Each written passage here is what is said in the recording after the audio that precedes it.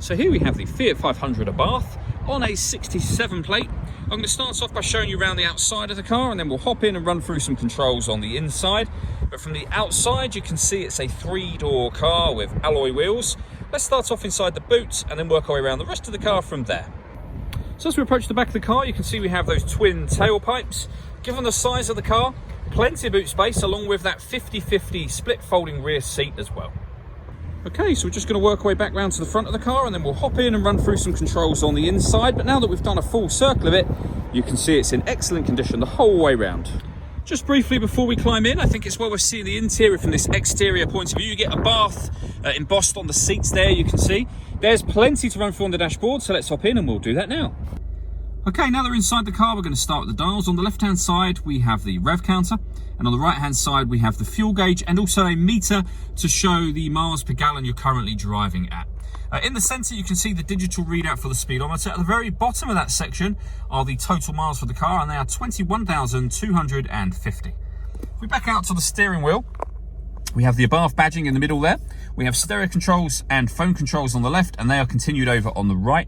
The phone controls can only be used after such time as you paired the phone up, and that is done on the stereo in the centre just here. Hit the phone button, and then you would hit yes to pair a phone. We're going to select no on this occasion.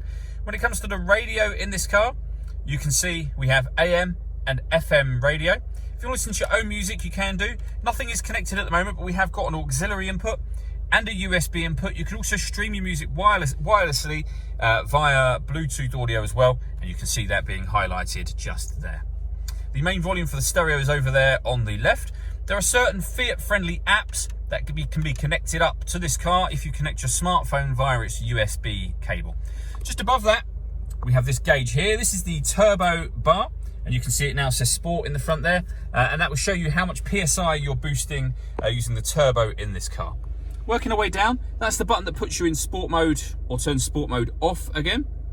So when it's in sport mode, it will not only say sport on the gauge I showed you just now, but you'll get a little checkered flag symbol appear in the center here. So that's normal mode and sport mode. Also over in the center, we have hazard warning lights, front and rear fog lights, then the air conditioning. So you can select the temperature, the fan speed, direction of the air here, and whether you're bringing in fresh air from outside the car or recirculating the air that's currently in the car. When you're happy with those settings, to turn the air conditioning on, you press this button in. So you'll see at the moment there's no light on there. That's because the air conditioning is turned off. If I push this in, that's now lit up. Just in the center there, it's to show the air conditioning is on, so off again. We then have driver and passenger electric windows and a 5-speed manual gearbox. Then at the bottom here, we have a 12-volt charging socket as well as the auxiliary and USB inputs. All that leaves me to say is thank you for taking the time to watch this video. If you'd like to come and see the car in person and have a test drive, please feel free to call any of our MJA sites. We'd love to hear from you soon.